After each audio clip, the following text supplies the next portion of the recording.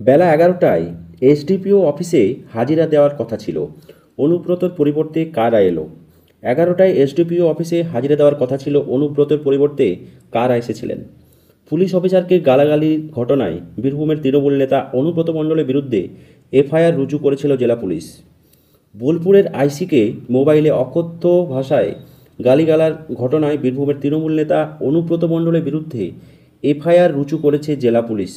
শনিবার সকাল ১১টায় বোলপুরের মহকুমা পুলিশ আধিকারিকের অফিসে তাকে হাজিরা দেওয়ার নির্দেশ দেওয়া হয়েছিল।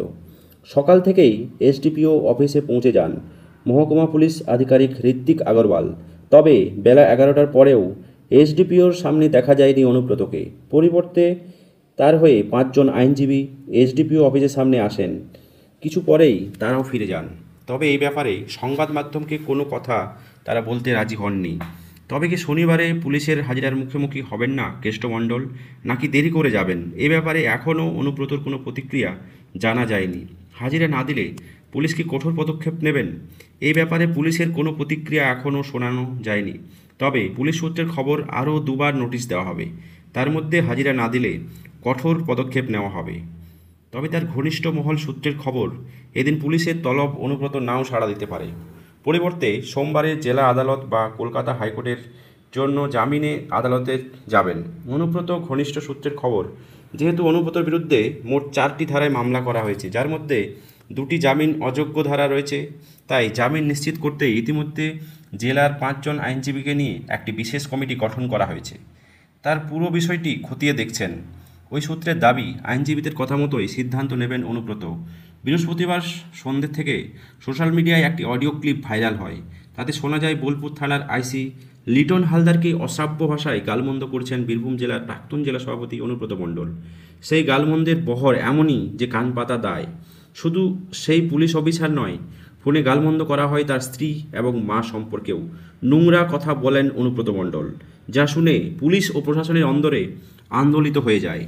নবান্নের নির্দেশে শুক্রবার অনুব্রত মণ্ডলের বিরুদ্ধে মামলা দায়ের করে পুলিশ। এরপরে তৃণমূলের তরফে জানিয়ে দেওয়া হয়, 4 ঘন্টার মধ্যে ক্ষমা না চাইলে অনুব্রতর বিরুদ্ধে দল পদক্ষেপ করবে। এরপরেই চিঠি লিখে দলের কাছে ক্ষমা প্রার্থনা করেন। পাশাপাশি সাংবাদিক বৈঠক থেকেও ক্ষমা চান তৃণমূলের বীরভূমের প্রাক্তন জেলা সভাপতি। একই সঙ্গে এ ব্যাপারে চক্রান্তের প্রশ্নও তোলেন কেষ্ট। তবে শুক্রবার দুপুরে নবান্নের নির্দেশেই জেলা পুলিশের তরফে তৃণমূলের পার্টি অফিসের ওই নোটিশ দেওয়া হয়। অনুব্রত মণ্ডল হাজিরা দিতে আসবেন ধরে নিয়ে সকাল থেকেই এসডিপিও অফিসের ব্যারিকেডে মুড়ে ফেলা হয়। তবে সকাল 10টার পর এই ব্যারিকেড সরিয়ে নেওয়া হয়। তা থেকে স্পষ্ট হতে শুরু করে অনুব্রত এদিন পুলিশি হাজিরা নাও থাকতে পারেন।